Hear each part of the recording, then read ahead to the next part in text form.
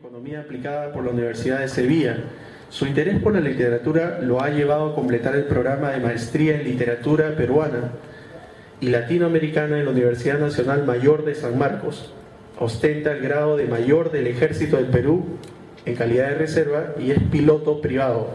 Ha sido ministro de Estado en el despacho de Vivienda, Construcción y Saneamiento y luego ministro de Estado en el despacho de Salud. Ejerció el periodismo escrito, radial, televisivo en diferentes medios por más de 10 años y ha publicado más de una docena de libros en los campos de economía, ciencia y tecnología y defensa del consumidor.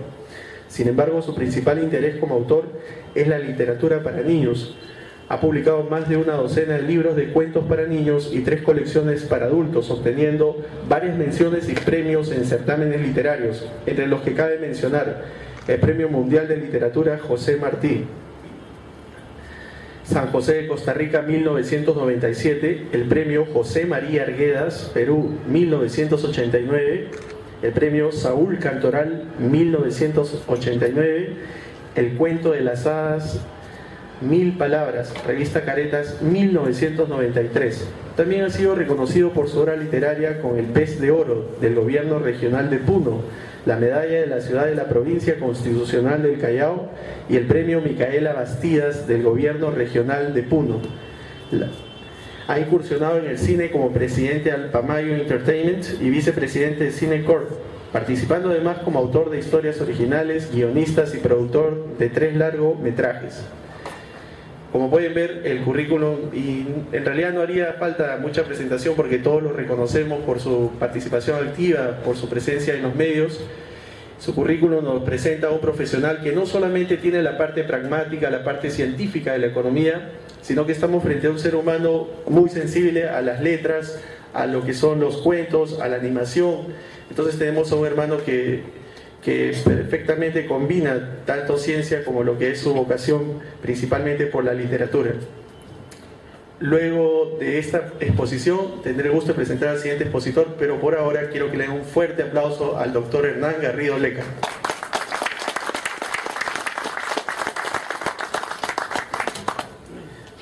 Muy buenas noches con todos, colegas economistas. La verdad que no he participado en muchas oportunidades en las actividades del colegio y cuando recibí esta invitación decidí aceptarla de inmediato porque tengo la intención de integrarme un poco más a la actividad del colegio en general. Se me ha pedido que tome y que toque el tema de las perspectivas de la economía peruana y yo quisiera más que centrarme en lo que es un análisis tradicional de macroeconómico y proyecciones, hacer una reflexión.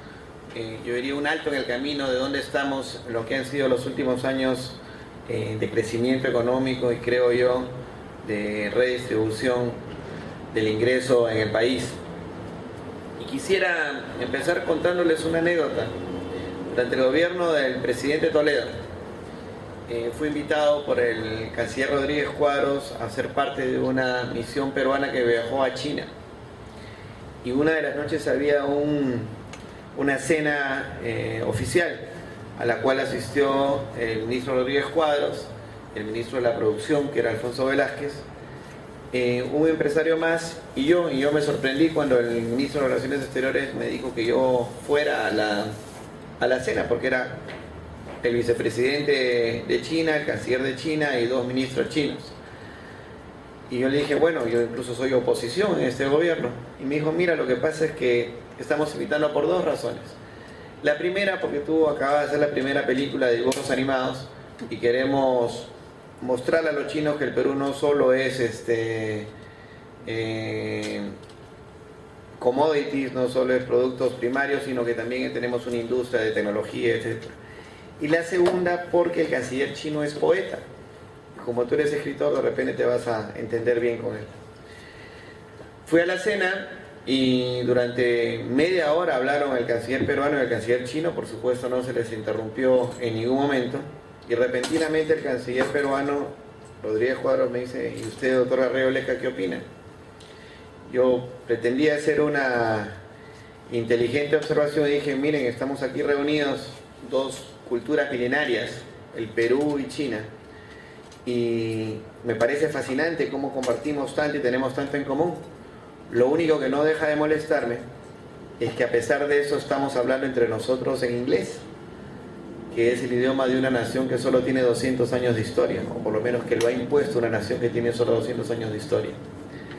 Pretendí creer que era un comentario muy inteligente. El canciller chino me miró y me preguntó así de frente, como a hijo, me dijo, ¿cuántos años tienes? Yo ya en ese momento sabía que había hecho algo mal. Y le dije, bueno, me acuerdo en ese momento 38.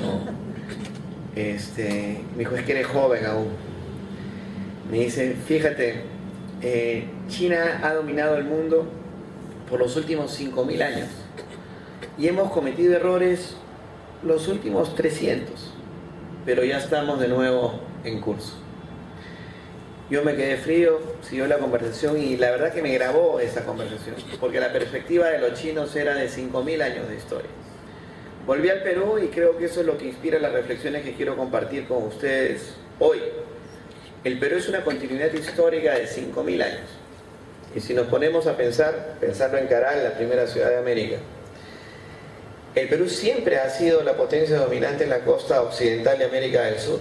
Yo diría que en la costa occidental de América, prácticamente, no sé, por el imperio maya primero y azteca después.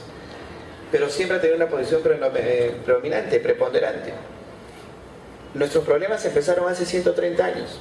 Y si quisiera ser como los chinos, debiera decir que en realidad solo hemos tenido un paréntesis de 130 años, que es la guerra con Chile. La guerra con Chile creo que nos impuso realmente una marca, una cicatriz en la autoestima. Y recién le hemos empezado a superar. Le hemos empezado a superar cuando hoy vemos a Chile ya no con recelo y casi que con rencor, sino empezamos a mirarlo de igual a igual y como diciendo en cualquier momento los dejamos atrás. La revista The Economist de este año, de enero, señalaba que ya el año pasado con PBI, con paridad de poder de compra, el Producto Bruto Interno de Perú era más alto que el de Chile. Y eso es una profecía que se cumplirá seguramente en términos nominales muy pronto. El Chile no tiene por dónde crecer, el norte de Chile depende de la energía y el agua que no tiene y que solo se le pueden dar Perú y Bolivia, y en realidad el Perú está en un proceso de expansión muy grande.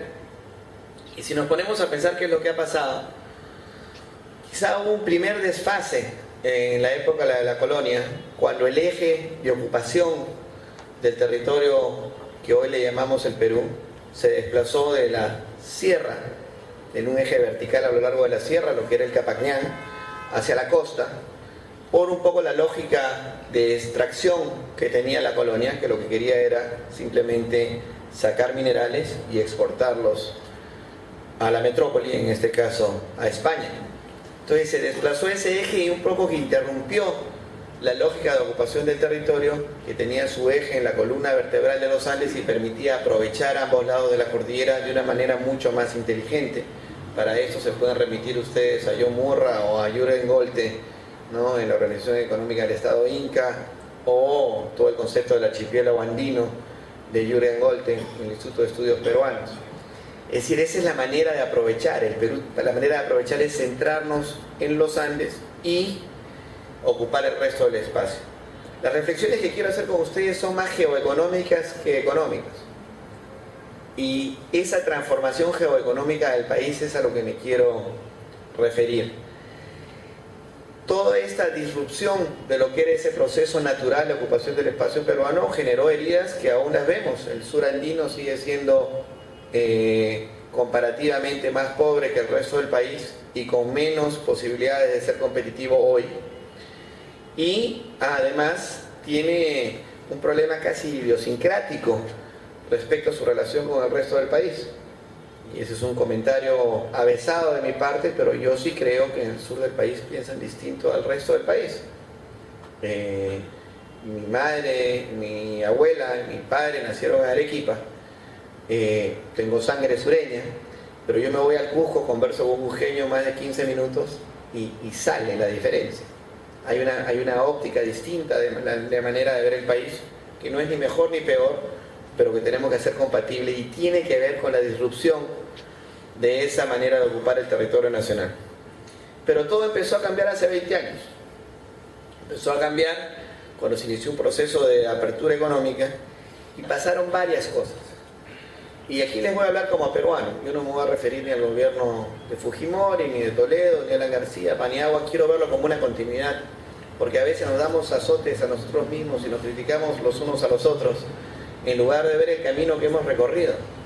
Yo creo que cualquier peruano que mire hacia atrás debería sentirse orgulloso de lo que hemos construido en los últimos 20 años, del Perú que estamos construyendo y que tenemos hoy.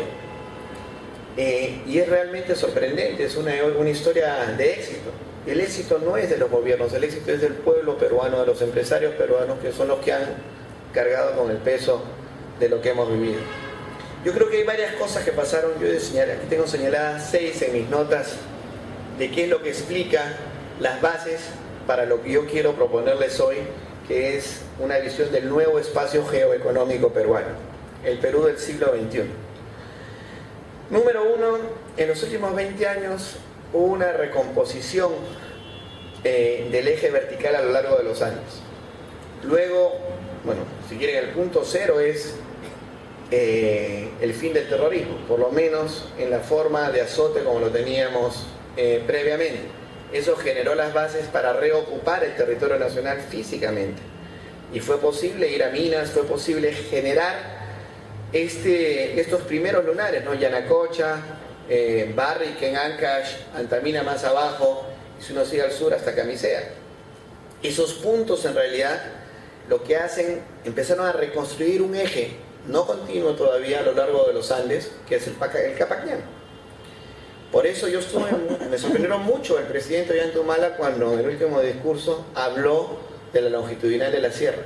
De todo lo que yo escuché, con todo respeto, eso fue lo más inteligente en el discurso, porque nos denotaba una visión de largo plazo.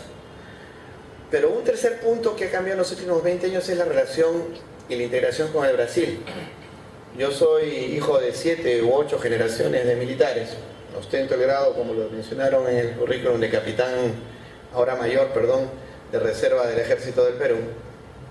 Y sin embargo, habiendo vivido en una familia con gran influencia militar, tengo que reconocer que una de las fuerzas que impidió que esto sucediera antes fue el propio Ejército del Perú y la visión geopolítica que nosotros teníamos de la relación con Brasil. Mientras Chile siempre ha sustentado, más allá de su escudo, que por la razón o la fuerza, la teoría del espacio vital, ¿no? De que tienen que crecer y los límites de Chile van hasta donde llegan los intereses de Chile. El Perú tenía una visión casi provinciana. No se querían hacer las carreteras a Brasil, no por razones ecológicas, sino por el miedo a que Brasil nos invadiese si hacíamos las carreteras. No en vano la historia del Perú y de buena parte de América del Sur ha sido la reducción de sus espacios territoriales por la política de bandeirantes de Brasil. Si uno se ve la línea que estaba establecida en el Tratado de Tordesillas, en la línea pasada de Sao Paulo hacia arriba, y uno ve la foto ahora y dice, bueno, ¿cómo llegaron los brasileños hasta donde están? Y bueno, fue una política expansionista, pero eso se detuvo. Pero la visión del Perú y de la clase dirigente en el Perú fue: no abramos las carreteras a Brasil porque se nos vienen los brasileños con todo.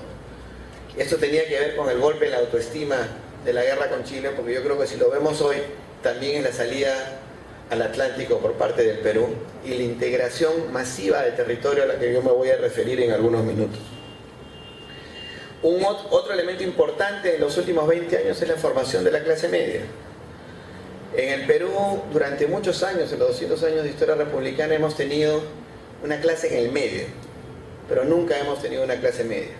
Siempre había gente subiendo y gente bajando, pero con los vaivenes de la política y los cambios de gobierno, muchas veces esta clase se estancaba, iniciaba un descenso, o simplemente había nuevas personas o nuevos grupos sociales que empezaban a emerger. Pero nunca ha sido un periodo lo suficientemente largo. Y quieren saber la verdad, yo creo que en el Perú hay muy pocos ricos, y yo diría que no hay ricos. Si ustedes ven ricos de verdad de más de 1.000 millones, hay 3 o 4. En Venezuela, en Chile, en Bolivia, En Colombia, en Ecuador hay muchos ricos. En el Perú no ha habido la posibilidad de que haya una acumulación por un tiempo lo suficientemente largo como para que haya ricos de verdad. Puede sonar hasta contra el sentido común decir que no hay ricos en el Perú, pero ricos como en el resto de América Latina tampoco hay. No hay la cantidad que hay en otros países. Y no había clase media, con conciencia de clase media. Y no hay nada más importante para una economía que es esta formación de la clase media, lo que ha pasado en el Perú. Creo que la apertura económica ha sido muy importante también. La cantidad de TLCs, yo mismo fui en algún momento hasta dubitativo de esta política, pero creo que hoy día los resultados están a la vista. Y finalmente, hemos sido, y aquí sí quiero tomar crédito, tremendamente exitosos en la inclusión dentro del crecimiento. En los últimos 5 años, y aquí sí me perdona la propaganda, se pudo reducir la pobreza básicamente a la mitad y la pobreza extrema a 1/3. No hay revolución ni cubana ni bolchevique que haya logrado eso en un periodo de 5 años. Podemos discutir la manera como están hechas las estadísticas y pelearnos aquí durante horas, pero básicamente lo que no se puede negar es que hay una reducción sustancial de la pobreza y la pobreza extrema en el Perú en los últimos 20 años y particularmente en los últimos 5. ¿Y qué fue lo que pasó? Es a lo que yo me quiero referir para mirar hacia el futuro. Estos 6 elementos, la reconformación del eje vertical, el no terrorismo, la integración con el Brasil, la formación de la clase media, la apertura económica y el crecimiento con inclusión, han terminado por conformar lo que yo les propongo llamar el nuevo espacio económico peruano. Nosotros entendemos el Perú hasta ahora como un espacio de 1.285.215.6 kilómetros cuadrados. Y ese es 3 millones y quizás hasta 4 millones de kilómetros cuadrados. ¿Por qué? Lamentablemente no tuve el tiempo de preparar el mapa, pero yo creo que ustedes me pueden seguir. Los estados de Acre, Amazonas y Rondônia tienen una población de alrededor de 10 millones de habitantes y son más o menos 2 millones de kilómetros cuadrados. Y tienen un PBI que debe ser el 50%, en el peor de los casos el 40% del PBI del Perú. Estos territorios, Portobelo o cualquiera de las ciudades importantes, sobre todo en la parte sur de Acre y Rondônia, como ustedes saben, están a 1.600 kilómetros del Pacífico y 4.500 del Atlántico. Geoeconómicamente, toda esa parte de Brasil es parte del Perú. Y eso es lo que agresivamente les quiero proponer a ustedes con mi idea. Geoeconómicamente eso es el Perú. No hay manera, están articulados y van a estar articulados como el Perú y la política de Estado tiene que ser. No estoy hablando de límites políticos, ni de conflictos políticos, ni de guerras. Estoy hablando de incorporarlos económicamente. Los departamentos de Putumayo y Amazonas en Loreto, en Colombia, están mucho más vinculados a Loreto. No tienen otra conexión, Leticia, no tienen otra conexión con Bogotá, con el resto de ciudades que no sea por avión. Yo he estado ahí, he estado en el Estrecho, cuando he sido ministro he tenido la oportunidad de visitar todas estas zonas y están muy vinculados al Perú. Y aquí bien, bueno, hay una parte de la medialuna boliviana que también está vinculada al Perú. Y la influencia del Perú en esa zona es mucho mayor a la influencia que Bolivia tiene acá. Y aquí viene la parte más interesante. El norte de Chile es geoeconómicamente hablando, está destinado a ser parte del Perú. No hay manera que el norte de Chile se desarrolle sin la energía y el agua que solo le pueden dar el Perú o Bolivia. Y es aquí donde tenemos que cambiar el chip. Hay quienes se oponen a darle energía a Chile. Creo que ese es un error. Quizá no debemos darle el gas, pero sí debemos poner una línea de transmisión como la tenemos con el Ecuador y darles energía. Bueno, la cosa es a cambio de qué. El agua que necesitan está del lado del Perú. La olla eléctrica que tiene suficiente agua, del Perú y Bolivia. Geoeconómicamente eso es parte del Perú. Cada vez que alrededor de Antofagasta explota una mina, tienen que ponerle una desaladora, porque es la única manera de poder operar esas minas. Entonces, la primera idea que les quiero dejar esta noche es que tenemos que ver esta recomposición del espacio geoeconómico peruano como la parte auroral de lo que puede ser el posicionamiento o el reposicionamiento del Perú en lo que siempre fue su sitio. que es el eje dominante en la costa occidental de América del Sur. Y más allá de los límites políticos del país, nosotros que somos economistas, geoeconómicamente tenemos que integrar ese territorio, porque va a depender del Perú. Si la producción brasileña va a salir por hilo, o los electrodomésticos de Manaus terminan saliendo por Paita, o la energía del norte de Chile sale del Perú y eventualmente posicionamos Marcona como el megapuerto en el Pacífico, porque hemos pasado de la guerra del Pacífico a la guerra por el Pacífico. Quien domina el Pacífico en este siglo va a ser la potencia dominante en América del Sur, y el primero que construye ese megapuerto es el que va a dominar el Pacífico. Y la gran paradoja es que el proyecto chileno, que queda precisamente en Putangamos, está retrasado, y yo creo que existe una posibilidad de que nosotros tomemos esa posición. Y aquí de nuevo no estoy hablando de los 5 años, estoy hablando de los siguientes 50 años. Ahora, ¿cuáles son los retos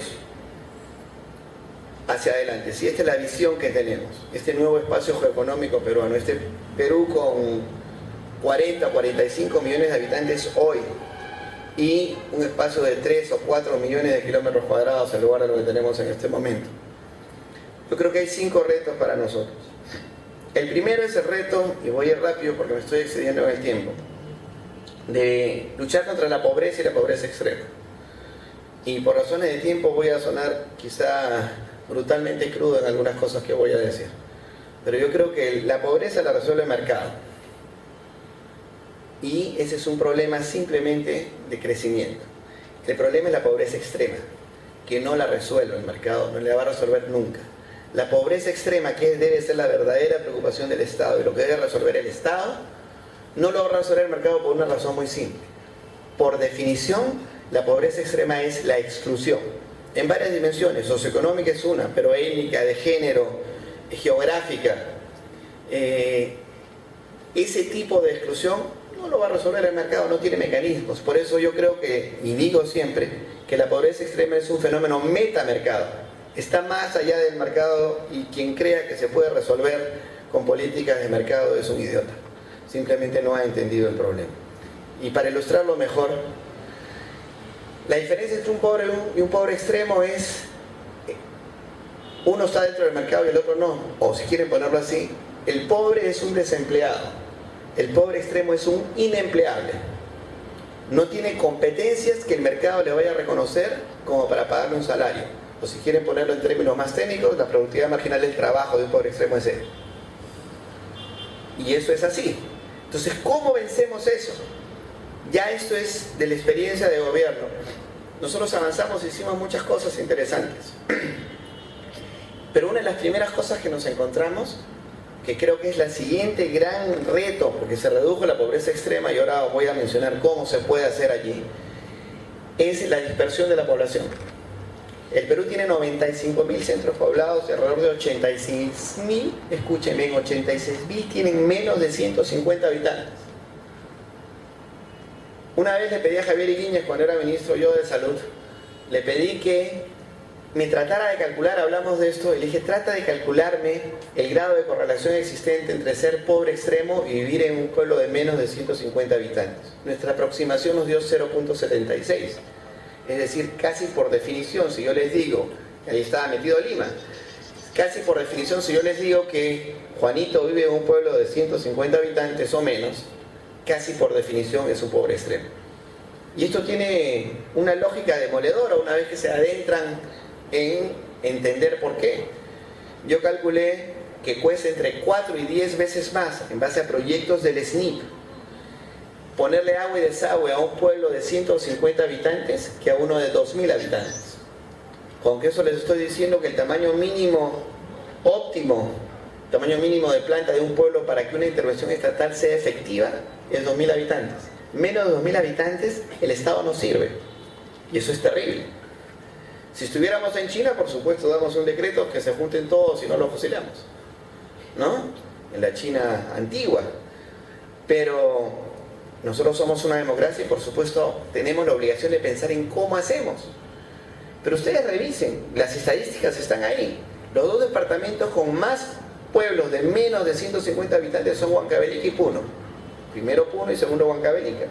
Es decir, los dos departamentos más pobres del Perú, que tienen mayores índices de pobreza extrema, curiosamente son aquellos que tienen más pueblos de menos de 150 habitantes. Este es un problema. ¿Qué ha pasado? Y esto tiene que ver con la reconformación del espacio geográfico peruano. Ha empezado a emerger en el Perú lo que yo quiero llamar ciudades intermedias. Hicimos un estudio en el Ministerio de Vivienda, Construcción y Saneamiento, que hoy día esa concepción yo la utilizo empresarialmente en la actividad inmobiliaria, y mapeamos, detectamos en base a 4 vectores que había 19 ciudades emergiendo. Y tiene que ver mucho con la recomposición del Capañán, pero son las 19 ciudades del futuro del Perú. Y se sorprenderían ustedes, porque aparece Pichanaki, que tiene 80.000 habitantes, claro, o Andahuaylas, que tiene 135.000 habitantes, pero ustedes se van al INEI y van a ver Andahuaylas y van a cometer el error que cometen los chicos que yo les enseño. Le digo, a ver, tráigame la población de Andahuaylas, de la ciudad de Andahuaylas, y me traen y sacan el distrito de Andahuaylas, 35.000 habitantes. Pero como no han estado ahí y se han dado el trabajo siquiera de ver una foto de Google, no saben que Andahuaylas está Andahuaylas, Talavera y San Jerónimo, y es un solo pueblo. Son 3 distritos distintos, pero es como Lima, son 135.000 habitantes. O yo he visto rechazar poner a la Curazao una oficina, porque yo estaba sentado en ese momento en el directorio, en Pichanaki, que tiene 80.000 habitantes, porque claro, Pichanaki está al lado de Sangani, hay un puente que los separa, y no solo son 2 distritos distintos, sino 2 provincias distintas. Entonces vaya usted a saber, si usted no ha estado ahí, no tiene cómo saber que se está formando ese núcleo urbano. Tarapoto, ustedes agarren el número de casas en construcción, la oferta de construcción y el número de calificados para techo propio y mi vivienda. En Lima es 1.2 a 1, en Tarapoto es 6 a 1. Si ustedes van a hacer casas como estoy haciendo yo, ¿a dónde se van a ir? ¿A pelear aquí en Lima con todas las grandes compañías o se meten a Tarapoto donde tienen 6 compradores por cada casa que construyen? La información es pública, pero este nuevo fenómeno es bien importante de entender para lo que viene después. Una última nota aquí en el primer punto de pobreza y pobreza extrema, y los demás seré mucho más breve. ¿Cómo se combate la pobreza extrema? Y aquí hay algunas ideas para que ojalá algún colega quiera proseguir en esta línea de pensamiento. El enfoque, la teoría dominante actual, es pensar en lo que se llama la transferencia condicionada, ¿no? El programa Juntos, Bolsa Familia, etc. Yo te doy $30 al mes o lo que fuese, a cambio que tú lleves a tus hijos al colegio, hagas tu programa de vacunaciones y tú hagas tu control de embarazo en el centro de salud. Y le dan su plata. Efectivamente, eso parte de una premisa muy sencilla. Si yo le aumento el ingreso nominal al pobre extremo, lo que estoy haciendo es aumentarle las posibilidades de atender sus necesidades básicas, aunque sea de manera parcial. Pero nosotros desarrollamos un concepto que en el discurso público es difícil transmitir, porque nadie tiene el tiempo de hacerlo, pero en un foro como este se puede hacer. Miren, está inspirado en la teoría de la función consumo de Milton Friedman. Cuando él escribe eso, él se basa en una encuesta de hogares, en la encuesta internacional de hogares de los Estados Unidos. Y lo que él ve, para ver lo que era ingreso permanente, ingreso relativo y toda su teoría de la función consumo, con lo que finalmente le dan el Nobel, él se basa en ver cómo asignan las familias el presupuesto de los estados, el presupuesto familiar, el presupuesto de la casa. Economía viene de autónomos, manejo del hogar. Bueno, vamos al núcleo básico, vamos a entender cómo funciona el presupuesto de la familia. Bueno, cómo la familia pobre extrema asigna su presupuesto. Entonces yo le propuse al presidente Alan García, vamos a estudiar eso. Queremos resolver el problema de los pobres extremos, tenemos que entender cómo sobreviven. Y entender cómo sobreviven es cómo manejan su presupuesto. Primera lección, creer que todos los pobres son iguales es reaccionario. No hay nada más reaccionario, cavernario, que creer que todos los pobres son iguales. La pobreza es heterogénea. No es lo mismo ser pobre en Lima que ser pobre en Belén. Y las dos son zonas urbanas, en Iquitos. No es lo mismo ser pobre rural o pobre urbano. No es lo mismo ser pobre en la costa que ser pobre en la sierra. ¿Por qué? En la costa, el 30% del ingreso del pobre extremo se va al agua. Ustedes pagan un sol 0,6 por el metro cúbico de agua. En Vallamauta pagaban 10 soles metro cúbico, hoy pagan 15 soles en Talara y 18 en Paita. Es decir, el pobre extremo en Paita paga 18 veces lo que nosotros pagamos por el agua. Entonces, ¿en qué consiste ese enfoque? Es un enfoque de costos que tiene una contraposición al enfoque de demanda, que es la transferencia condicionada, que no estoy diciendo que no se haga, sino que no es una solución, porque todos los años es gasto corriente dentro del presupuesto de la República. Pero si ustedes se ponen a pensar y separamos el presupuesto de la familia pobre extrema entre lo que son los costos inevitables y la satisfacción parcial de necesidades básicas, tenemos una primera manera objetiva de entender el problema. ¿Cuáles son los costos inevitables? Varían. En la costa es agua, en la sierra es combustible para cocinar, entre otras cosas, transporte. Bueno, pero van cambiando. Y nos dimos cuenta que un pobre extremo en el Perú gasta alrededor de 30 soles al mes en Lima para poder simplemente tener agua. Entonces ahí vino la idea del programa Agua para Todos. Si yo le resuelvo el problema del agua y lo conecto a la red, ese pobre que consume en este momento 30 soles, es decir, 3 metros cúbicos de agua a 10 soles, lo conecto a la red, 3 metros cúbicos de agua le valen 3 soles 18. Pero como todos sabemos, a menor precio aumenta la cantidad demandada, y lo que pasa es que en el momento que un pobre extremo se conecta a la red, consume ya no 3, sino empieza a consumir alrededor de 10 metros cúbicos, porque ya se baña, tiene su plantita, etcétera, lo cual es dignidad. ¿Correcto? Entonces su factura pasa de 30 soles con 3 metros cúbicos a 10 soles 60 con 10 metros cúbicos. Consume el triple de lo que consumía y le vale un tercio. Entonces fíjense el efecto de Agua para Todos y el enfoque de costos. Yo he hecho una sola intervención, el Estado ha estado plata una sola vez, pero le libero mensualmente 20 soles, que puede terminar siendo entre el 14 y el 30% de incremento de su ingreso disponible. Y es aquí donde viene el concepto clave. En la lucha contra la pobreza extrema no importa el ingreso nominal, lo que importa es el ingreso disponible, que es el ingreso nominal menos mis costos inevitables. Y si yo le reduzco los costos inevitables, aumento el margen y aumento el ingreso disponible, pero no por un mes, sino para toda la vida. Entonces ese es el enfoque que yo les propongo tener. Se puede hacer en transporte, se puede hacer en varios segmentos, pero es un enfoque, yo no quisiera decir sustituto, quisiera decir por lo menos alternativo o complementario del enfoque de la transferencia condicionada. 4 cosas más para pensar. Número 1, creo que el segundo gran reto es el reto de la mesoeconomía. Hablamos de macro, hablamos de microeconomía, pero yo quiero inventar y proponer esta palabra que se llama mesoeconomía. Hay fajas de transmisión en la economía. No es lo mismo crecer al 9% basado en minería que crecer al 9% basado en turismo, por múltiples razones que tienen que ver con la inclusión. La minería contrata el 1% de la PEA, ¿no?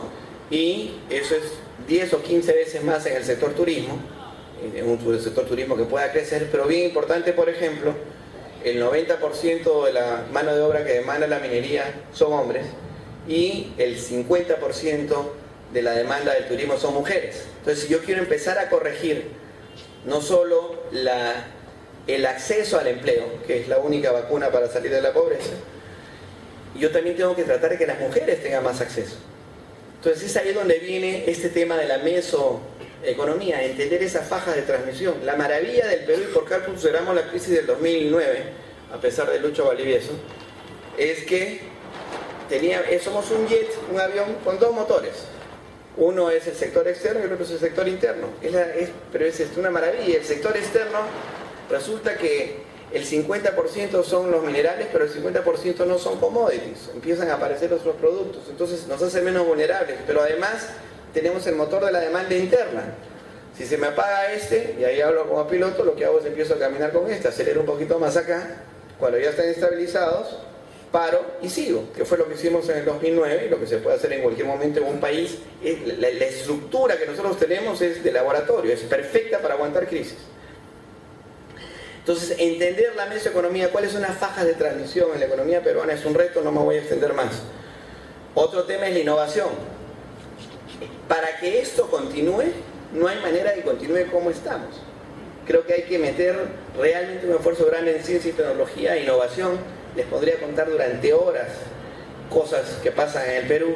Yo tengo una patente de un comedero de cuyes, porque en el Perú, en las granjas de cuyes, le dan de comer a los cuyes con comederos de pollos. Y yo contraté a un zootecnista para una granja de pollos mía de la agraria y se morían los pollicitos. Entonces decía, no, muerte de infante. ¿Y por qué se muere? Pues se ahorcan con el aparato ese. Yo le digo, ¿qué se parece más al cuy? ¿Un hámster o un pollo? ¿Dónde está el pico del cuy? ¿Dónde están las alas del cuy? Entonces hay cosas que no van a pasar en otro país, tienen que pasar acá. Y ese es el enfoque que creo que se puede hacer en el área de innovación. En salud y educación les podría hablar horas también, solo voy a soltar unas ideas porque tenemos otro expositor a quien quiero escuchar. En salud hemos pasado una huelga de salud de un mes, ¿no? Aquí estoy entre colegas, pero ustedes que a mí los médicos no me quieren mucho. ¿Cuál es el problema? Yo le decía a este señor Palomino, que era el número 2 cuando yo era ministro, ustedes no entienden el problema. Yo debería ser el presidente de la Federación Médica. Estás pidiendo que te suban el sueldo porque le han subido el de salud. Así no se argumenta, no te das cuenta que tienes a Carranza al frente. Yo decía, a pesar de Carranza, el Perú avanza. Que es más duro que, ¿no? Él no te va a entender, no entiende. Tienes que explicarle como economista. Entonces yo agarré y le dije, mira, en el año que yo fui ministro se fueron 1.167 médicos fuera del Perú, lo cual prueba que son muy buenos médicos. La gran mayoría de España. El 80% de los que dan el examen para irse a vivir a España lo pasan. Y había un modelo que había hecho el Banco Mundial para Nigeria sobre el costo que tiene para Nigeria que se vaya un médico a la fuga de talentos. Entonces yo agarré la plantilla, agarré chicos recién salidos de la universidad y le dije, me copian la plantilla y vamos a hacer el cálculo para Perú. Al Perú le cuesta $500.000 cada médico que se va. Si se fueron 1.000 son $500 millones al año. Para yo duplicar el sueldo a los médicos necesito $200 millones. Es decir, yo le puedo duplicar el sueldo a los médicos y me ahorro $300 millones para el país. Esa es la lógica con que deberían pelear ellos. Pero ¿por qué no se hizo en mi periodo? Bien simple. Yo les dije, yo les hago eso, pero ustedes me trabajan 8 horas como todos los peruanos. Como ustedes saben, ellos trabajan 6, 2 son para investigar. Ojalá los economistas tuviéramos 2 horas para investigar, ¿no? Imaginen, trabajamos 6 horas, no 8. Algún militar inteligente en la época del gobierno de la Fuerza Armada se le ocurrió que como no le podían aumentar el sueldo, le redujeron la jornada laboral y crearon este mito que un médico trabaja más de 4 horas y empieza a temblar, no puede pensar. Entonces, si eso fuese cierto, no habría práctica privada en las tardes, ¿no? Pero ese es el tipo de soluciones que tiene que pensar el país. Está bien, yo te duplico, pero ustedes se ponen a pensar si los médicos, en lugar de trabajar 4 horas de atención al público, los mismos médicos, con los mismos médicos, yo les subo el sueldo, ahorro $300 millones, pero podría tener el doble de horas de atención a todos los peruanos, sin contratar ni un médico más. Y ahí ni siquiera he tocado el tema de enfermeras y todos los demás profesionales de la salud. Finalmente, la quinta reto que es la reforma del Estado. Pero yo no les voy a dar un discurso acá a lo Hernando de Soto. Para mí la reforma del Estado es bien facilita. El gran problema, y ya estos son ya los años, las canas de experiencia, yo no tenía las canas así cuando llegué al gobierno. Esto de verdad sale con el gobierno. Entendí una cosa. El gran problema del Estado es el juego de incentivos y desincentivos que tiene el funcionario público.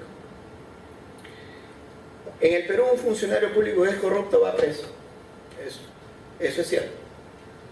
Entonces tiene un incentivo a no hacer nada malo. Pero no tiene ningún incentivo a hacer algo bueno. Porque si hace algo bueno puede ir preso. Si no hace nada, no pasa nada.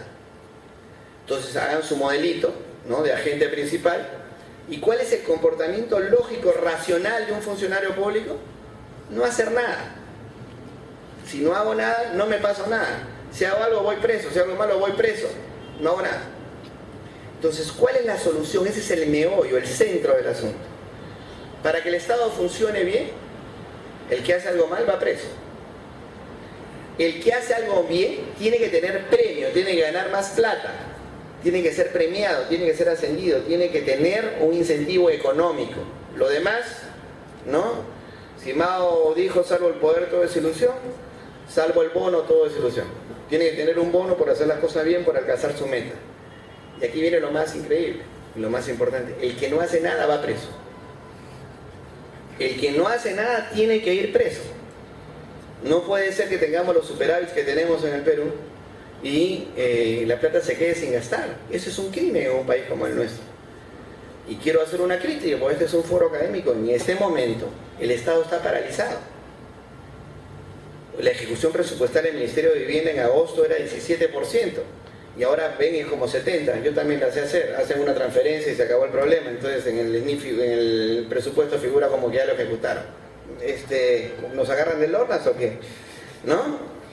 Entonces, hay un problema en este momento y creo que tenemos que resolver, que es este problema de cómo se maneja el tema de la reforma del Estado. No es menos ministerio, la reforma del Estado es entender cómo funciona y cómo deben ser los incentivos para que cada funcionario público actúe con sus objetivos alineados con los del Estado peruano.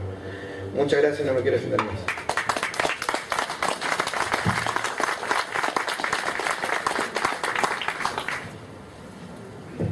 Bien, amigos, para no dilatar más el tiempo, vamos a darle pase a nuestro siguiente expositor. Es el doctor Juan Carlos Ferrer. Sus principales credenciales son, él es economista por la Universidad Nacional, formulación y evaluación de proyectos de inversión pública, valorización de negocios e intangibles, planeamiento estratégico, cálculo actuarial, sistemas de monitoreo y evaluación de resultados e impacto social, costos para la toma de decisiones e investigación social y económica. Se ha desempeñado como docente en el tema de identificación, formulación, evaluación de proyectos de inversión pública según el SNIP en entidades públicas y privadas. Es catedrático en la unidad de posgrado de la Universidad Nacional Mayor de San Marcos, catedrático de cursos de posgrado de la Pontificia Universidad Católica del Perú, Facultad de Ingeniería Industrial, catedrático de la Escuela de Posgrado de la Universidad Federico Villarreal en maestrías del área de salud, catedrático de la Escuela de Posgrado de UNEVAL, Huánuco, de la Universidad Nacional José Faustino Sánchez Carrión de Huacho, entre otras entidades educativas. Ha sido consultor independiente en proyectos de inversión pública con más de 30 estudios aprobados en el SNIP, consultor de estudios de inversión de la Universidad Nacional de Educación Enrique Guzmán y Valle, UNE, además de Salud, Ministerio de Salud, Ministerio Público y el Instituto Nacional Penitenciario. Se ha desempeñado como director de pensiones de la Caja de Beneficios Sociales del Pescador, asesor de la Comisión Bicameral de Presupuesto del Congreso de la República, gerente general de la cooperativa Manuel Polo Jiménez FAP, consultor responsable del Plan Estratégico Institucional de la Municipalidad Distrital de Santiago del Sur, Colima, y además ha sido presidente del Comité de Especialistas en Proyectos de Inversión del Colegio de Economistas de Lima y director del Colegio de Economistas del Perú. Actualmente es el presidente del directorio de Banconsult, consultoría en proyectos y finanzas, presidente de Consult y además consultor independiente en proyectos de inversión pública. Y por supuesto es nuestro vicedecano de nuestra institución. Recibamos con un fuerte aplauso al doctor Juan Carlos Ferrer Valverde.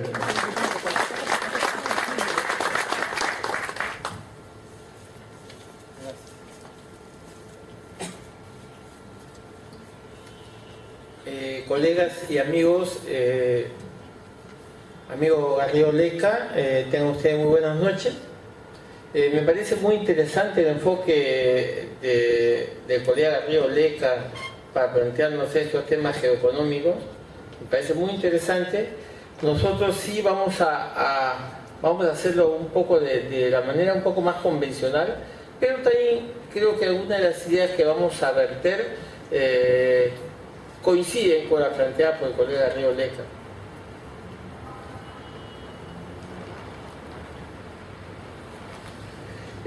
Lo primero que hay que mencionar es que la economía peruana ha venido creciendo de manera sostenida a pesar de la incertidumbre de la economía. China también ha crecido y pongo a China ahí porque me parece que es un ejemplo en el cual nosotros deberíamos crecer. Pensamos que el Perú no ha crecido, básicamente está creciendo más bien últimamente porque no ha crecido antes. Hemos tenido un atraso en el crecimiento por diversos motivos y por problemas geoeconómicos planteados, hemos tenido una dejadez, un alto en el crecimiento que ahora se viene retomando. Todavía tenemos mucho más por crecer. En América Latina hemos sido el país que más ha crecido, tanto en el PBI en los últimos años, como en el tema de la inversión bruta fija. Y eso ha permitido en cierta medida un avance. Pero aquí hay una cosa interesante que no se debe dejar de lado. No siempre crecer a tasas más altas implica una mejor posición respecto de otros países. Muchas veces crecemos, países como Estados Unidos no necesitan crecer al 6-7%, porque su base de crecimiento, su PBI o su PNB es alto, y por lo tanto un crecimiento pequeño, una tasa pequeña, implica un crecimiento importante en su economía. En el Perú una tasa del 6%, con una pobreza del 30%, aún discutible, con una pobreza extrema también importante.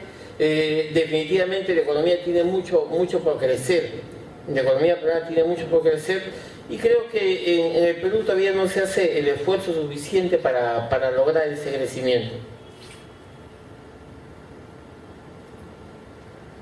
Y acá hay dos factores que también fueron comentados por el colega Garrido Leca, ¿no? Dos factores que le dan sostenibilidad al crecimiento de la economía peruana. Un factor es la inversión, tanto bruta, privada, como pública. Y el otro factor es la liberación del mercado, que se mide acá a través de la suma de exportaciones más importaciones sobre el PBI, ¿no? Entonces esto hace más sostenible la economía, en lugar de crecer en base a gasto y consumo privado, que son variables de crecimiento también, pero que no le dan sostenibilidad a un modelo de largo plazo. El modelo debería centrarse en esto, pero hay una limitación también mencionada previamente, que es el tema de que tenemos exportaciones de commodities, fundamentalmente de minerales, fuertemente, lo que de alguna manera hace que si bien tener un mercado libre nos hace sostenibles en cierta medida, hay que tener en cuenta que nosotros somos una especie de vagón en esta economía que podría ser un tren. Somos un vagón, no somos una locomotora. Locomotoras son los llamados países emergentes. Entonces el tema que nosotros esperamos que nos jale, en este momento nos jala China, nos jalan la locomotora china y nos jalan otros demandantes de insumos y de minerales. Pero cuando el Perú se decida, como dijo el colega Garrido Leca, invertir en turismo, ¿cómo hacer para que el inversionista solamente venga a ver minerales? Si bien es cierto que por un tema de mercado de rentabilidad, el mineral, el oro y otros minerales pueden ser más rentables en esta coyuntura, hay que tomar en cuenta que al Perú no le satisface mucho una economía basada fundamentalmente en este tema de minerales. No le satisface mucho en el sentido de que no puede generar un mercado más importante, como podría hacerlo si se diversificara las exportaciones.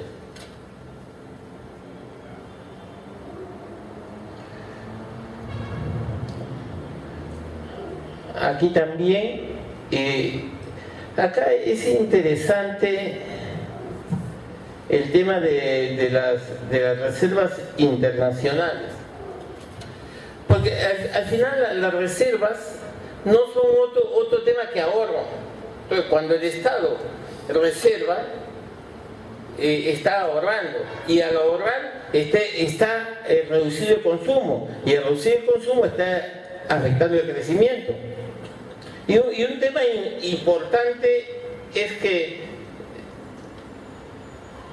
lo que debería ser la posición de cambio es 43.000 millones de dólares aproximadamente. La posición de cambio viene a ser de los 61.000 millones de dólares de reserva lo que el Estado podría gastar, podría utilizar. Y yo a veces me pregunto ¿Cuánto cuesta que Lima tenga una red de tren eléctrico?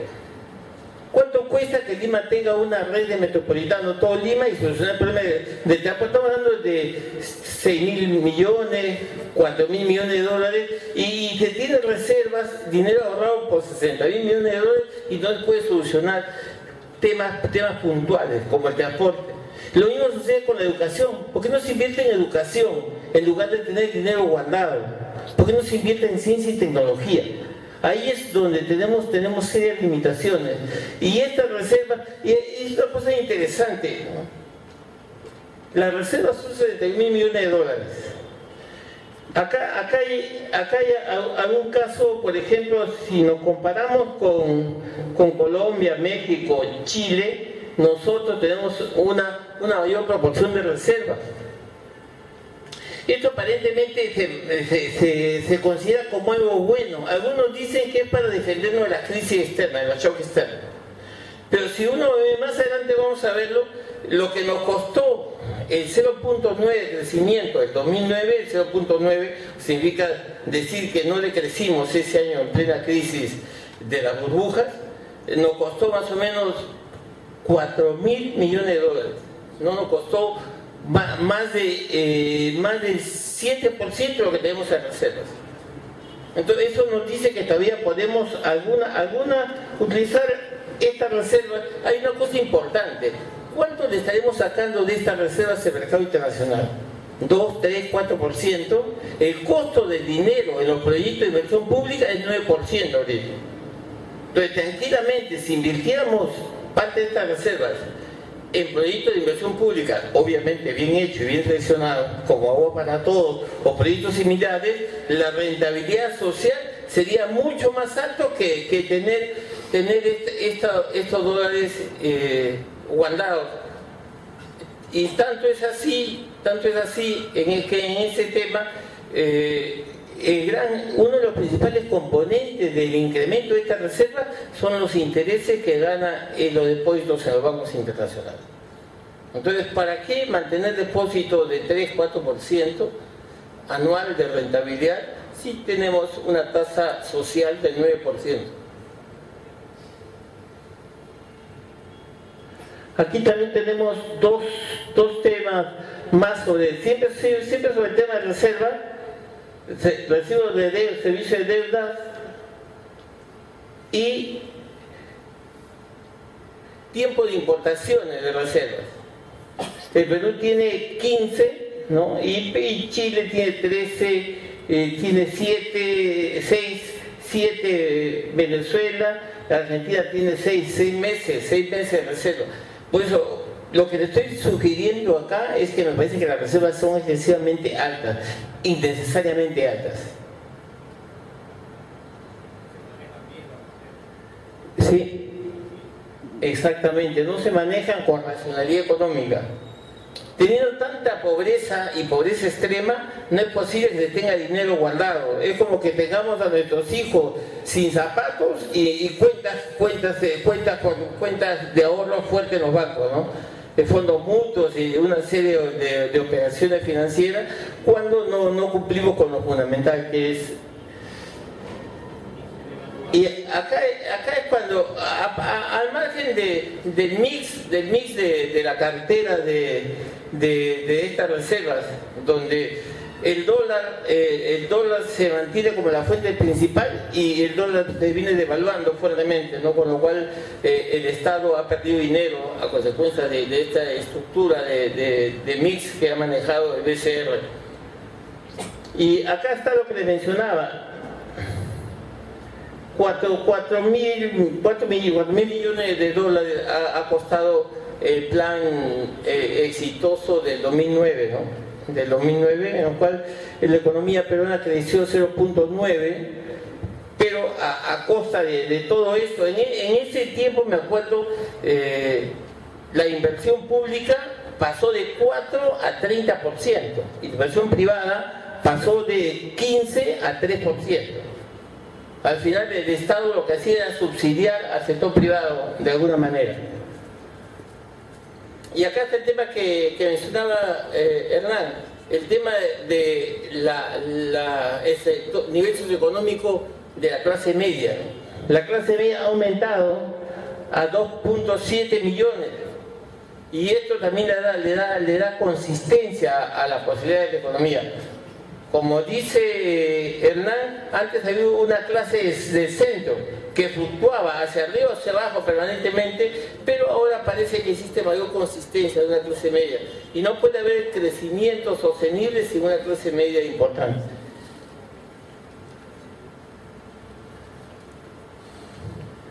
En esta parte está el riesgo país, somos una economía de grado de inversión. Obviamente que esto es simplemente cómo nos ve el capital extranjero. Nos ve como una economía donde hay posibilidad de sacar rentabilidad a las inversiones. Ese es al final el resumen de este grado de inversión. Todavía estamos debajo de países como México, como Chile, pero que estamos en este nivel de grado de inversión.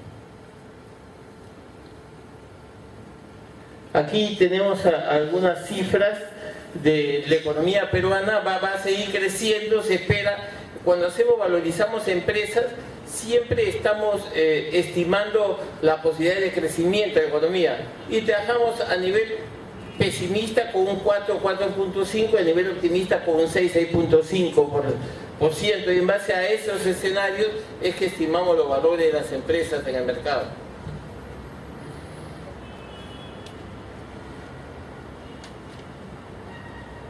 Y en esta parte estamos viendo algunas variables que justifican este crecimiento, ¿no? La estabilidad macroeconómica, los bajos costos de financiamiento, la apertura comercial y aumento de competitividad y el impulso de la inversión privada. O sea, ustedes pueden ver que el gasto de gobierno, si bien puede en el corto plazo ser importante, en el largo plazo es más solvente sostener una economía en base a inversión y en base a liberación de mercado. Aquí nuevamente tenemos la información sobre el tema de los proyectos mineros, ¿no? El tema de Conga nos ha marcado bastante, y hay acá algunos motivos, pero a pesar de esto se sigue invirtiendo en minería. En la revista Gestión Última aparecía como 5 o 6 proyectos de mayor magnitud que Conga. Me parece que Conga tuvo un auge y un manejo bastante político.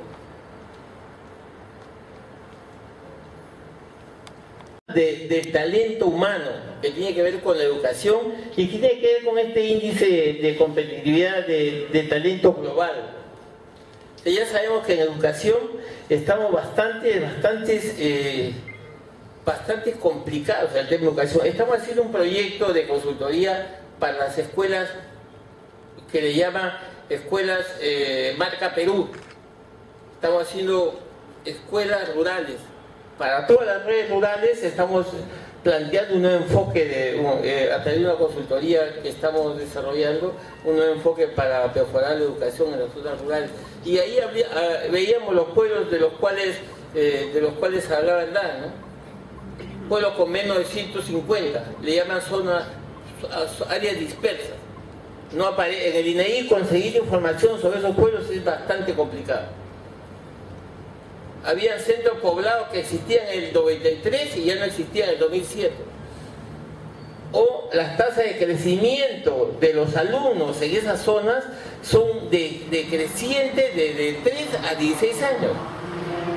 O sea, hay mucha debilidad. Y nosotros, fíjense, aquí en este índice global de talento estamos en el puesto 47, ¿no? Tenemos limitaciones. Y acá vemos por qué se explica. Gastamos 2.8 en educación, cuando Chile, que es el que menos gasta 3.2, ¿no? Cuba gasta 9.1, Finlandia 6% del PBI, y así por el estilo. Entonces, esto es lo que yo les explicaba cuando hablaba de la reserva, ¿no? O sea, ¿por qué gastamos 2.8 en educación y no consideramos eso como una inversión? y de repente gastar más y aproximarnos. O sea, no es casual que todos los países que invierten montos importantes en educación estén en mejor posición que nosotros, no es casual. Pero es muy difícil que aprendamos esa lección, aparentemente.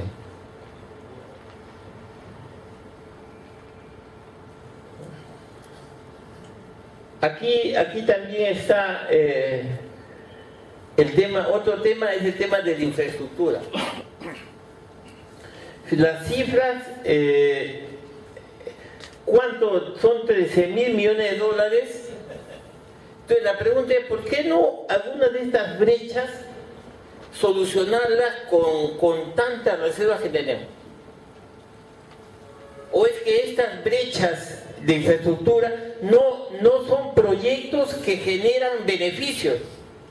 Como en el caso de Agua para Todos que comentaba el colega Río Leca, cómo el menor costo generaba mejoras de los ingresos disponibles. Igualmente en estos proyectos de infraestructura se van a crear en valor lo que se llama en los proyectos de carretera el excedente del productor. Entonces, todos los proyectos carreteros, toda la integración de carretera va a permitir, ¿por qué se guarda dinero? Para decir, ya van 71.000 millones de reservas, entre unos días saldrá pues 62.000 millones de reservas, pero las brechas siguen existiendo.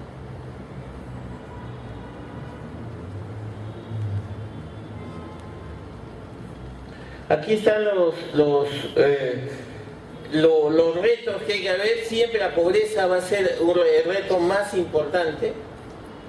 Ya el colega Garrido Leca fue claro en estos temas. Simplemente vamos a mencionar cómo del 2004 a la fecha, si bien se ha reducido, si bien las estadísticas son discutibles, tenemos que pensar que este crecimiento de la economía ha permitido que se reduzca esta pobreza. Y esto es un tema de todos los 20 años de gobierno que han habido. Al margen de las diferencias puntuales, de los errores de cada gobierno, han permitido este crecimiento, ¿no? Lo que yo planteo es de que este crecimiento debió ser más alto. Debió ser más alto. Y en eso debemos aprender de China, ¿no? China no le molesta tanto el calentamiento de la economía. A nuestros neoliberales de acá de Perú, la economía se va a calentar, o sea, va a haber más inflación, entonces no crecemos, aguantemos el crecimiento, ¿no? Yo creo que eso del tipo de Valdivieso ya se planteaba ese camino, ¿no? Aquí están un poco las metas planteadas para el 2016 por ese gobierno. Y esto es interesante y es lo que yo en cierta medida planteo. Esta curva es la frontera de producción.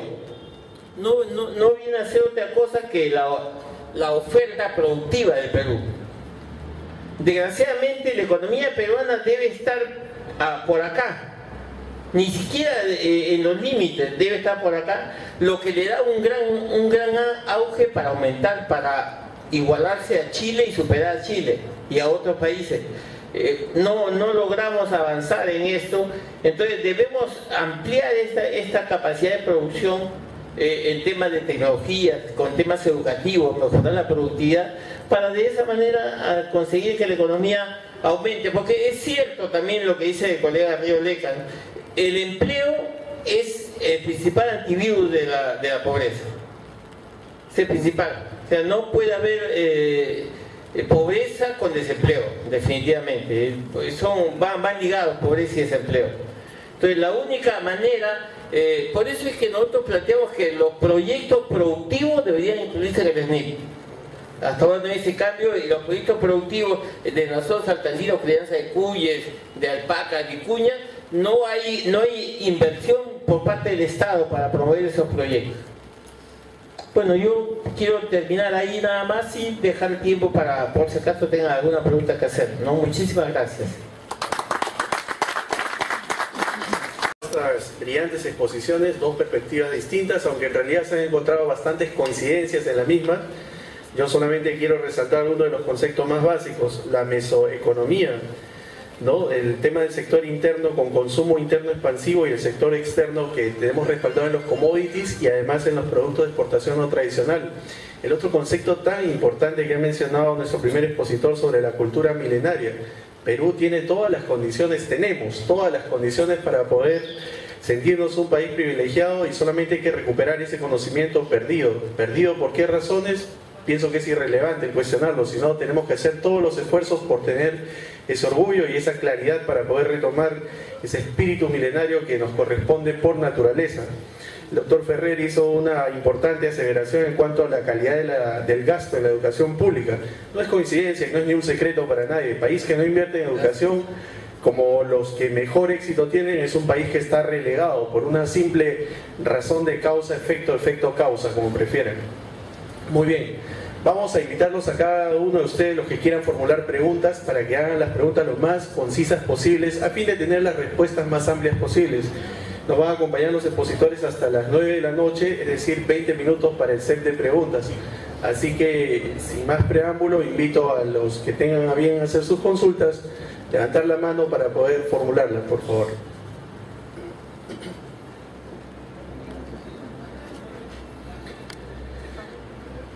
A ver, se pone de pie, por favor. Bien, en tanto se van ahí haciendo las primeras preguntas. Póngase de pie, por favor, colega. Señor del audio, ¿tendrá usted un micrófono para que nos...? Sí, a ver, por favor.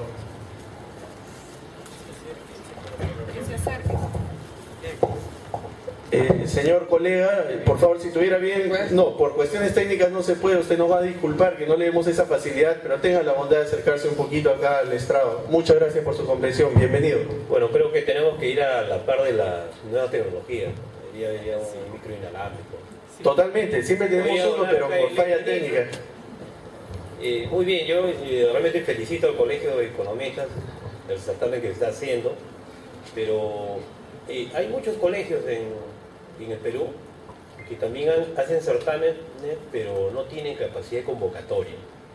Miren, evidentemente hoy aquí sobran muchos asientos.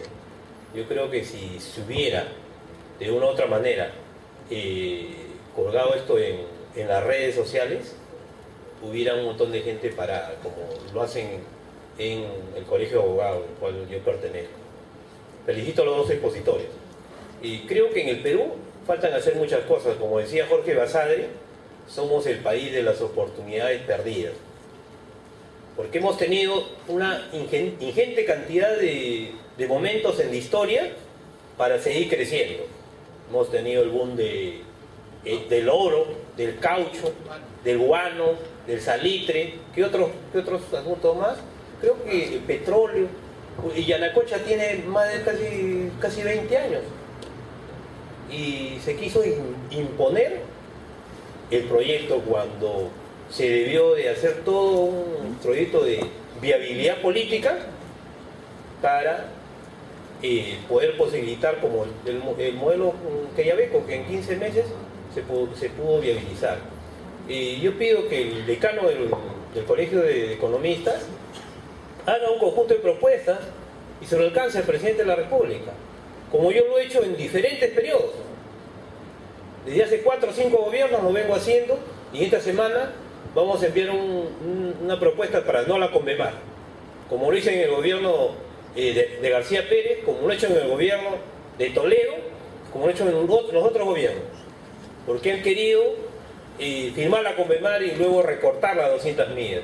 Yo creo que el análisis que ha hecho con respecto al manejo técnico-económico de las reservas internacionales también hay que enviarlo al gobierno. Porque si solamente haríamos una inversión de 2.000 millones de dólares para las micro y pequeñas empresas, creo que el Perú podría crecer. Si podríamos invertir 3.000 o 4.000 millones de dólares en el agro, en las grandes extensiones de terreno que tenemos en nuestra costa y en la sierra, en diferentes lugares, creo que podríamos crecer a un mayor desarrollo. Entonces, propongo que el Colegio de Economistas proponga un real manejo técnico-económico de nuestras reservas. Porque tenemos el doble de reservas, y con esto termino, el doble de reservas, pero lamentablemente no lo estamos utilizando bien por la burocracia que hay en el Banco Central de Reserva y tal vez en el Poder Ejecutivo. Eso era todo. Bien, muchas gracias. Ha sido más que nada un comentario, un punto de vista expuesto y atendido, por supuesto. Le damos paso a la dama del fondo, por favor. Si tuvieran la bondad de acercarse, nosotros tenemos micros inalámbricos, sino que hoy día por una cuestión técnica hay imponderables, comprensibles, no podemos contar con esta unidad. Muchas gracias, bienvenida. No hay problema. Excelente. Me gustaría, he visto la exposición, ha sido magnífico. Me gustaría la opinión de los dos ponentes sobre qué escenarios le espera al Perú de aquí al 2020. ¿Cuál es el escenario que ustedes ven? Nada más, quisiera saber. Perfecto. Vamos a dar pase a más preguntas para que los expositores al final puedan dar respuestas a la misma. ¿Alguna otra consulta? Muy bien. Entonces creo que ahí cerramos. Señores, estamos cerrando el set de preguntas. Por favor. A ver. Buenas noches. Antes de cerrar el bloque de preguntas, felicitar a los expositores, tuvo excelentes prevenciones. Pregunta más que todo China, ¿no? China me preocupa, ¿no? Yo trabajo en el sector minero. Ya comenzaron a bajar los commodities mineros. Lo veo muy pesimista, se está acelerando muy rápido China. Presiento que el otro año va, o el otro año, o el máximo 2014, puede caer China haciendo burbuja, burbuja. No sé qué opinan ustedes de acá a China, más que todo también al 2020 o acá 10 años, ¿no? ¿Qué opinan en China? Porque ahorita el Perú está teniendo bastantes minerales, ¿no? Como dice el doctor, hay que diversificarnos, y turismo es una opción, también las industrias. Pero no sé qué opina de Chile, ¿no? Porque de verdad que es el país que más me preocupa, ¿no? Más que todo porque hay el sector del sistema de las utilidades, ¿no? Nada más, muchas gracias.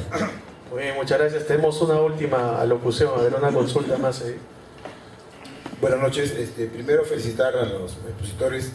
Realmente para nosotros los economistas siempre estamos llanos a recibir, ¿no?, cualquier información y cualquier punto de vista, porque como una ciencia social no hay nada dicho que sea verdadero, ¿no? Entonces, un poco la pregunta no tanto al tema que han tratado puntualmente los dos expositores, pero como el título es Perspectivas de la economía peruana, me gustaría saber más o menos su punto de vista respecto al posible calentamiento en el tema financiero, ¿no? Se está hablando ya de una sobreoferta de créditos, un sobreendeudamiento y una posible burbuja financiera que está haciendo sombra en el país. Tanto así que el BCR acaba de elevar la tasa de encaje un poco para enfriar el sistema financiero. ¿Hay verdaderamente ese riesgo financiero en el futuro? Las perspectivas son que haya algún colapso financiero que puede echar abajo todo el crecimiento que hemos venido, el crecimiento real de la economía. Una pregunta para ambos expositores. Perfecto. Muy bien, en todo caso yo les dejo a título personal una inquietud también para ambos expositores. Caballeros, ¿qué opinan ustedes sobre el tercer y último debate presidencial que hubo entre los aspirantes al gobierno de Estados Unidos? Mitt Romney, el contendor, mencionó a Latinoamérica como una fuerza, que era ya la hora de ver a Latinoamérica como una fuerza, como un aliado, y no tanto preocuparse por la China y por los demás países con los que usualmente Estados Unidos ha sido socio. Y por otro lado, Obama no tuvo ninguna respuesta. Él cambió de tema inmediatamente y para sorpresa de todos no hubo ni una réplica en ese sentido, lo cual denotaría cierta desidia, cierto desinterés por esta región. Quisiera conocer sus perspectivas. Muy bien, y a propósito ya le damos pase para que ambos expositores den respuesta a las consultas formuladas. Mientras nos vamos acomodando, se les vuelve a invitar para que al final de esta exposición, de esta conferencia, podamos celebrar nuestro 47º aniversario de fundación del Colegio de Economistas. ¿Me confirma si está listo, doctor Garrido Leca? Sí, sí. Perfecto. Adelante, por favor. Arranco por lo último sobre el debate de Mitt Romney y Obama, Barack Obama. Claro, la respuesta no es económica, sino política. Mitt Romney necesita los votos de los latinos y Barack ya los tiene. Entonces, uno está pidiendo los votos y el otro sabe que no necesita pedirlos. Ahí no hay gran ciencia, sino simplemente una cuestión política. Respecto a las perspectivas, y el Perú, yo soy muy optimista de lo que va a pasar en el Perú en los próximos años. Yo estudiaba economía en la Universidad del Pacífico, veía que teníamos 30.000 millones de dólares de PBI, y yo jamás pensé que iba a haber un PBI de 130 en vida. Es decir, era una época en la cual las perspectivas, estábamos en medio del fenómeno terrorista, eran muy difíciles. Creo que hemos logrado superar eso y yo soy muy optimista del largo plazo del Perú. Creo que tenemos que exigirlo, ¿no? Creo que ahora hay una cierta pasividad respecto a exigir al gobierno resultados. Creo que estamos siendo demasiado pacientes. Siendo yo de parte del gobierno saliente, obviamente tenemos un poco más de recato de hablar públicamente de estos temas porque no queremos tampoco incomodar al gobierno. Pero creo que hay un retraso en el gasto público, hay una falta de capacidad de gestión del gasto, y ahora estamos viendo un poco la inercia de lo que viene de atrás, pero esto se puede empezar, yo no diría que a recalentar, sino al revés, si consideramos lo que está pasando en China, como bien se ha señalado, y la falta de inversión. Yo creo que esto podría haber un bache un poquito más adelante que podríamos perder oportunidades. No vamos a dejar de crecer, pero no debemos dejar de exigirnos ese crecimiento. Con respecto al tema de China, creo que China es demasiado grande como para que se pare. O sea, yo no creo que va a haber una repentina paralización de lo que está pasando en China. Ellos tienen muchísimos recursos todavía para seguir creciendo con el mercado interno que tienen políticas respecto a sus commodities que son sorprendentes. Ellos están buscando tomar posesión física mediante adquisiciones de los minerales que necesitan, generalmente carbón, hierro, pero algunos otros minerales estratégicos como el tantalio, por ejemplo, importante para todo lo que es la industria electrónica, lo que son las pantallas, y eventualmente incluso para la industria de armamentos. Entonces, yo no veo a China deteniéndose. Puede que haya un pequeño bache, pero lo que está detrás, el motor que está detrás es demasiado grande. Está la India, está Brasil, y esas economías van a seguir creciendo. Y por el otro lado, hay el caso de lo que yo quisiera llamar las economías, así como hay economías emergentes, también hay las economías sumergentes, de los países que yo llamo de desarrollo. Venía con unos españoles ahora y me di el gusto de decirles, bueno, tú vienes de una economía sumergente de un país en desarrollo. Yo creo que hay lecciones que aprender de lo que hemos visto en España, en Grecia, en Irlanda.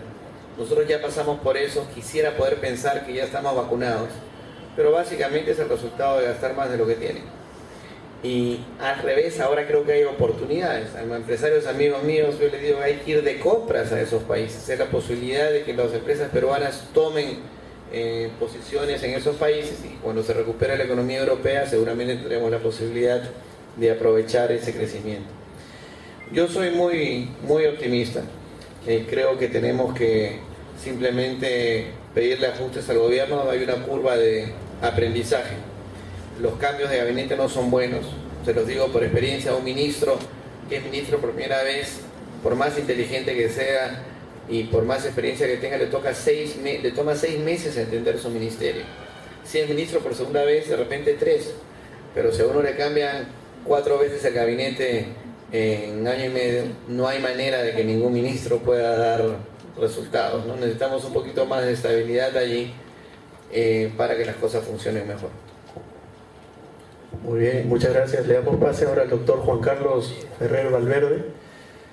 Sí, colegas, vamos a empezar con China. Como se menciona, China es una economía que está en crecimiento. No se prevé en el corto, dado la amplitud de su mercado, más de 1.300 millones de consumidores, no se prevé en el corto plazo que se paralice la economía. Y en ese sentido, el Perú puede tener garantía de ello. Mi preocupación va más por el lado de si en la economía peruana nos mantenemos con el esquema basado en la exportación de commodities y no hacemos nada por mejorar otro mercado, por mejorar el tema de cómo hacemos que los mineros inviertan en industria, cómo hacemos que los mineros inviertan en turismo, cómo hacemos que los mineros que hagan su riqueza y la generen aquí en el país, pero reinvirtiendo en otros sectores que le den mayor sostenibilidad al país. Creo que estimamos que en los próximos años la economía peruana va a tener un crecimiento entre 5 y 7% más o menos en los próximos años. Pero va a depender mucho del cambio de paradigma, del cambio del modelo, básicamente, en el sentido de no cambiar el modelo en sí, sino mejorar las exportaciones y avanzar hacia aquellos sectores que nos sean de mayor utilidad, ¿no?, para el desarrollo de la economía. Eso nada más. Perfecto. Tenemos en la mesa de honor a la máxima autoridad del Colegio de Economistas de Lima, el economista José Audar Herrera Jara. Le vamos a dar pase a la palabra al economista José Herrera Jara. Bueno, colegas, felicitarlos por el interés que ustedes han puesto en el tema de hoy. Escuchaba con bastante preocupación a uno de los colegas, o probablemente, digamos, sea de otra profesión, en una intervención, pero esta es la ley de la oferta y la demanda, ¿no? No todos nos interesamos por temas nacionales. Si ustedes recuerdan, el foro pasado hubo un lleno total. ¿Cuál fue el tema? Proyectos de inversión, ¿sí o no? Estuvo lleno. Entonces, esto es, o sea, está en las redes sociales, está en todo. Y lamentablemente no todos nos interesamos. Mañana ponemos un tema de planeamiento y así es, lo cual pues hay que, digamos, considerar. Esa es la ley de la oferta y la demanda. El Colegio de Economistas hace esfuerzos para la difusión y propiciar esta tribuna de discusión, de conocimiento, y agradecemos la presencia de nuestros colegas quienes están disertando para nosotros y que nos llevamos un gran regalo el día de hoy, y con esto doy pase a nuestro decano. Así es, nuestro decano va a hacer uso de la palabra y va a hacer entrega de documento de reconocimiento a ambos expositores por su valiosa colaboración de nuestra institución. Señor decano. Buenas noches al doctor Hernán Garrido Leca, al doctor Juan Carlos Ferrer Valverde. Creo que esta noche hemos tenido la presentación de dos distinguidos colegas, miembros de nuestra orden, y que se ha tratado temas no de coyuntura, sino de largo aliento, que es en la cual creo que los economistas tenemos una ventaja competitiva, ¿no? Y quisiera decirle, doctor Garrido Leca, que en realidad el gobierno anterior lo desperdició a usted como ministro de Salud, porque creo que como en CEPLAN o en el Ministerio de Economía, con las ideas de tanta profundidad y tan largo plazo, me parece que hubiese sido más útil, ¿no? Y creo que el Perú en este momento nos sentimos tal vez obnubilados por el crecimiento que tenemos en estos últimos años, pero lo que nos está faltando es ver el largo plazo, ¿no? Y creo que en eso los economistas debemos hacer sentir nuestra palabra, ¿no? También agradecer a la presencia de Juan Carlos Ferrer, que es un miembro también de nuestra orden, un economista que se dedica a la asesoría, a la consultoría en proyectos de inversión. Y creo que esta noche todos nos hemos enriquecido, hemos refrescado muchos temas, que es cierto lo que dice el colega Herrera, un forocel como este no es totalizante, ¿no? No se van a tratar todos los temas. Hemos hecho en este año 16 forocel y vamos a concluir con 24 el próximo año también, y ahí se tratan en diversos temas y según el interés que tengan los colegas van asistiendo. Yo les agradezco a ustedes su presencia y al doctor Hernán Garrido por recuerdo de su visita. Le voy a hacer entrega de un recuerdo. Feliz.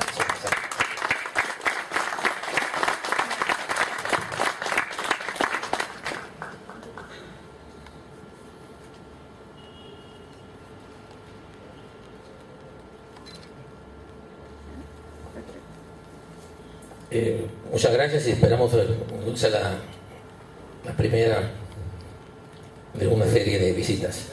Doctor Juan Carlos Ferrer, también va a hacer entrega.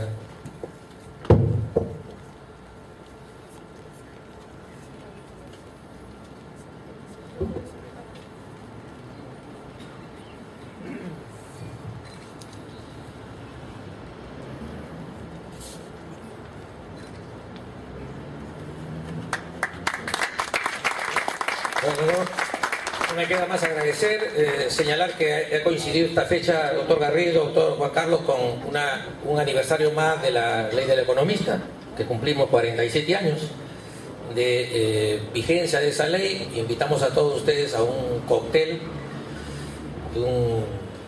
ofrecido por el Colegio de Economistas de Lima. Gracias.